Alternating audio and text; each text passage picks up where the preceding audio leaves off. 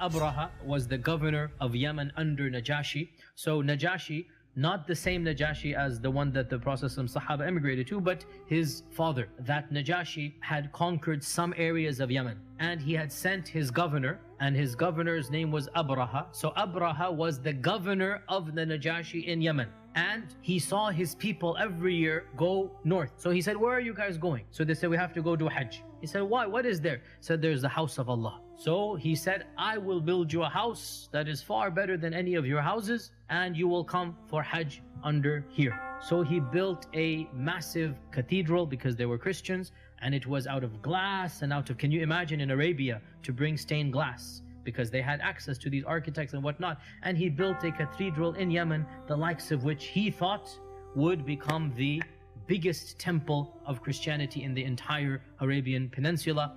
And he then said, all of you have to come over here rather than going to up north to the Kaaba. And when one of the Bedouins heard this, he went there, but he went there to relieve himself, number one and number two. And he went there and he did that. And he became so angry, Abraha, that he said, as revenge, I will destroy this house, so people must come to my house. And that is why he gathered together his army. And of course, because they were from Abyssinia, so they had elephants. Otherwise, elephants did not live in the Arabian Peninsula as natural beasts over there. But because he was from Africa, so he had a group of African elephants. And of course, the people of Africa had trained the elephants to be instruments of war.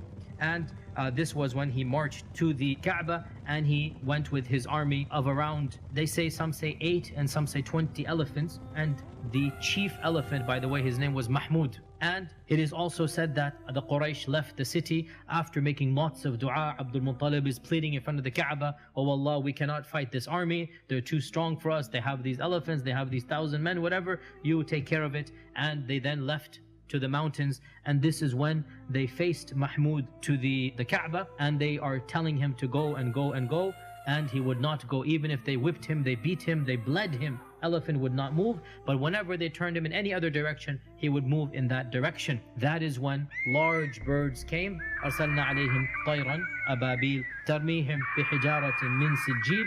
So stones from Jahannam, imagine stones from Jahannam in this world, they're coming.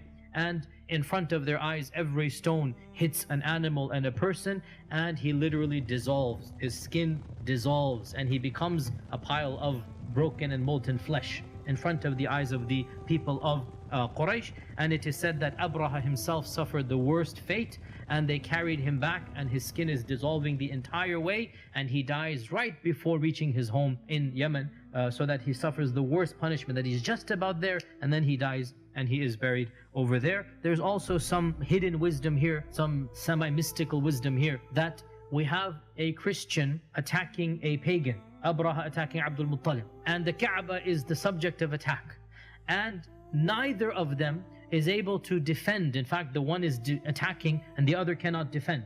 And Allah defends the Haram. And who was living in the Haram at the time? Amina, and she must have been pregnant with our Prophet ﷺ. So quite literally, because he's born in the same year, a few months later, so this means Amina, when the incident of Fil takes place, our Prophet ﷺ is literally in the womb of Amina.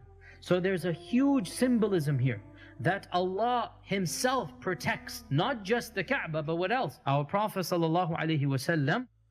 And it is as if to indicate that the mushrikun could not protect the Kaaba. They're not worthy of the Kaaba. So Allah subhanahu wa ta'ala destroyed those who attempted to harm it, because there will come now somebody who will be worthy of the Kaaba. The Quraysh have not been worthy to the level they deserve. So somebody will now come, and that is our Prophet ﷺ, who purified it of its idols, who made it the Qibla, and who returned it to the glory that it was, and that is the initial house that Ibrahim ﷺ built.